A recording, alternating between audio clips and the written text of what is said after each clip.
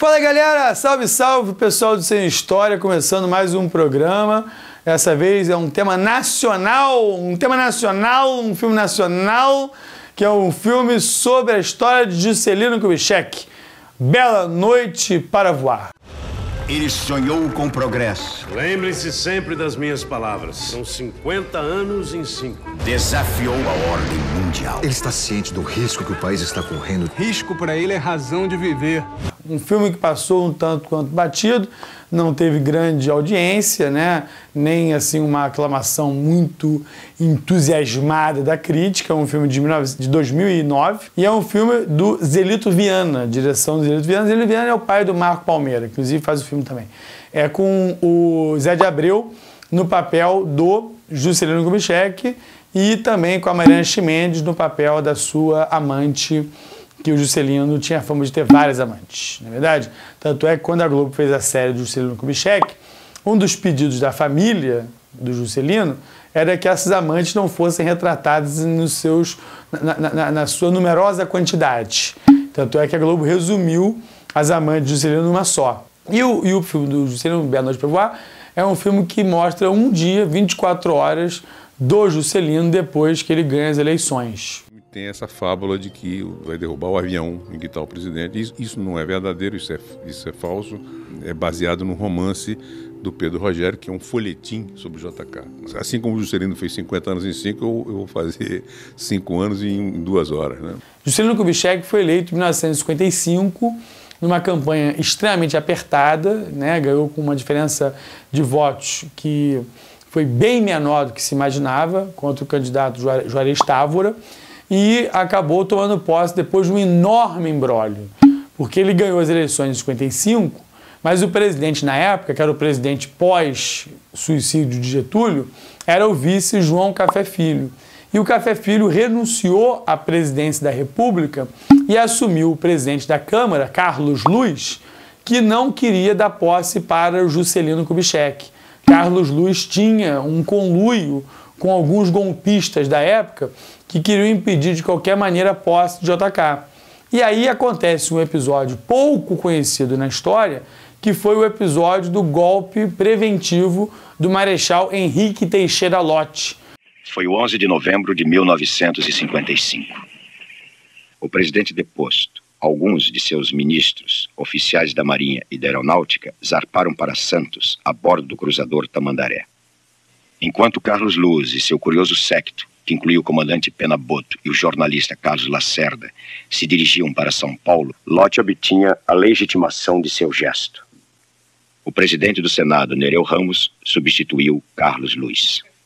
Henrique Teixeira Lott era um militar que derrubou o Carlos Luz, deu posse para o presidente do Senado, Nereu Ramos, que por sua vez deu posse a Juscelino. Então, o que o Lott fez? Ele deu um golpe para não haver um golpe. Por isso é chamado de golpe preventivo. É um episódio pouco estudado na história do Brasil, mas que garantiu a posse de JK, que vai governar de 56 até 61.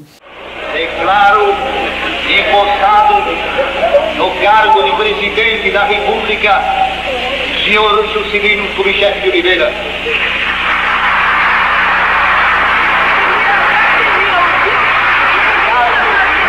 Vice-presidente da República, justíssimo e distribuidor, doutor João Goulart.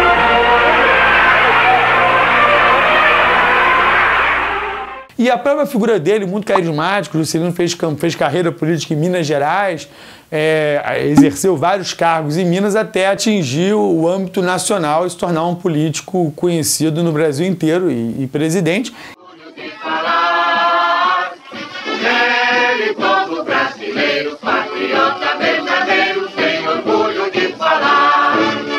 Meu Brasil, o teu destino, meu Brasil, o teu destino está nas mãos de Juscelino, está nas mãos de Juscelino. E foi um dos períodos mais estáveis do seu governo. Apesar de algumas revoltas militares que ocorreram, como de Jacareacanga e Aragarças, o governo de Juscelino foi um governo extremamente estável no aspecto político.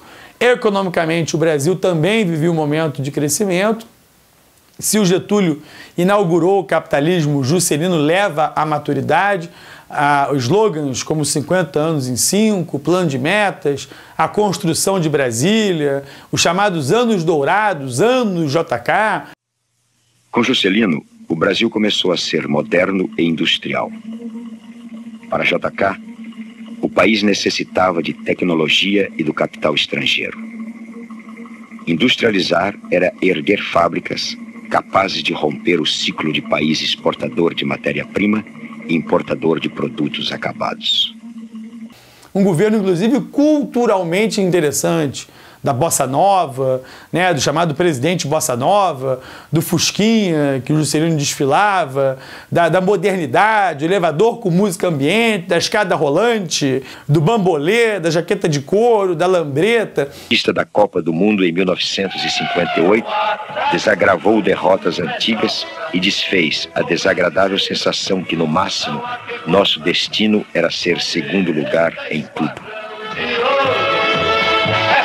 Samba, é bom no couro, a taça do mundo é nossa, com brasileiro não há quem possa, eita esquadrão de ouro, é bom no samba. Mas essa fachada eufórica não conseguia disfarçar problemas antigos e tensões de sempre.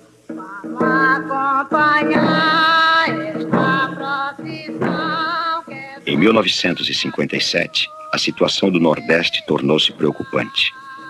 A seca deixou milhares de pessoas sem comida e trabalho. Contra o Juscelino tem acusações como a inflação, que na época cresceu, denúncias de corrupção, tanto é que houve a tentativa de uma CPI para investigar o caso de Brasília, da construção de Brasília. Então, assim, o governo de Juscelino, a dívida externa cresceu. As pressões também vinham do exterior. A principal delas chamava-se Foster Dulles, poderoso secretário de Estado norte-americano que vinha ao Brasil menos como campeão da Guerra Fria do que como porta-voz do Fundo Monetário Internacional.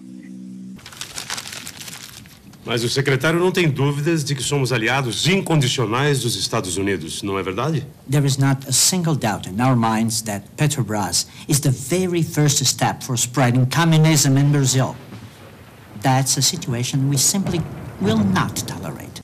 O fundo, conselheiro dos meios financeiros internacionais, julgava o programa de Kubitschek faraônico e irresponsável e condicionava a liberação de novos empréstimos necessários ao plano de metas a um tratamento de choque contra a inflação. JK não quis sacrificar o otimismo à austeridade. Sentiu que escolher a estabilização contra o progresso seria dar razão aos que o acusavam de preferir o bom humor dos banqueiros internacionais à soberania do país. Depois de muita negociação e algumas hesitações, rompeu com o fundo num gesto grandiloquente. Como a decisão não correspondia aos interesses permanentes, a reconciliação veio logo, negociada pelo mesmo Foster Dulles. Então a história olha para o passado e lembra do período Juscelino com um saudosismo muito grande, até porque foi um período dividido por momentos traumáticos da nossa história. Antes, o suicídio de um presidente, Getúlio, e depois o episódio em que o Jânio Quadros governa e renuncia com 7 meses de governo. E depois tem o Jango, que sofre o golpe militar. Então, se você analisar este período histórico da Terceira República, da República Liberal Populista, que vai de 46 a 64, o governo do Juscelino foi um governo estável. O Brasil de hoje tem saudades dos anos JK, entre 56 e 60, quando crescia a uma média de 8% ao ano. No balanço de seu plano de 30 metas, fica o JK que construiu mais de 13 mil quilômetros de estradas, criou as indústrias automobilística e naval com o compromisso de nacionalização crescente. Ergueu uma nova capital em pouco mais de 3 anos e deu confiança e orgulho ao país. Você sabe que ele terminou o mandato, porque não tinha reeleição na época. Ele terminou o mandato em 61, 60 teve eleição, ganhou o Jânio, e ele não vai voltar ao poder. Por quê? Porque nas eleições em que ele era extremamente favorito, em 65, não tem eleição. Porque acontece o golpe militar de 64, o Juscelino não vai ser presidente nunca mais. A situação de Juscelino era mais uma vez ambígua. Ele havia apoiado o movimento militar, mas não poderia se eleger em 1965 sem o apoio dos votos do PTB, que acabava de ser excluído do poder. Aliás, ninguém se elegeria nesse ano. Nem mesmo os candidatos que haviam apostado no golpe militar, como Lacerda, Adhemar ou Magalhães Pinto. 3 políticos que sempre viram a presidência escapar de suas mãos no último momento. Vai morrer em 1976 na Dutra, num acidente que até pouco tempo atrás era investigado. Segundo a versão oficial, JK morreu no acidente na Via Dutra, em Resende, no Rio de Janeiro. O carro dele perdeu o controle numa tentativa de ultrapassagem e teria sido atingido de raspão por um ônibus da Cometa. O Opala onde ele estava cruzou o canteiro central e foi direto para o outro lado da pista, batendo de frente com um caminhão. Esta versão é contestada pelo motorista de caminhão e pelo próprio motorista do Cometa envolvido no acidente. Josias Nunes de Oliveira nunca admitiu que bateu no carro do ex-presidente. Não bati no carro dele, nem ele bateu em mim. Ele de frente uns 30, 40 metros, fez a curva reto e bateu de frente com a carreta de Orleans, Santa Catarina. Josias contou na Comissão da Verdade da Câmara Municipal de São Paulo que ofereceram uma mala de dinheiro para ele mudar o depoimento. Eu vi o dinheiro na minha frente, mas não peguei, recusei. Que eu não era culpado de nada, por que eu ia pegar o dinheiro? Só que recentemente a Comissão Nacional da Verdade, que foi criada em 2012 e acabou os trabalhos e encerrou os trabalhos em 2014, ela decidiu que, ela investigou e concluiu que o acidente de Juscelino foi um mero acidente, dramático, mas um mero acidente, ou seja, um acidente como qualquer outro, não foi um assassinato. O corpo foi levado ao aeroporto nos ombros de uma multidão que há anos não manifestava sua emoção nas ruas. O hino nacional e os versos do Peixe Vivo o acompanharam até a Catedral de Brasília. O Brasil seguiu o ofício pelo rádio de pilhas. A televisão foi obrigatoriamente discreta. Beleza, galera? Não deixem de se inscrever no canal, por favor. O canal não para de crescer, o canal do programa Cine História. Tem playlist de História do Brasil, tem playlist de História Geral, tem playlist de biografia e de temas de atualidade. Então, pô, são vários programas, eu não sei quantos a gente já gravou, já passou de uns 30? Já tem mais de 50? Tem mais de 50 sobre vários temas de história, sobre vários filmes. E lembrando, galera, o programa você também faz.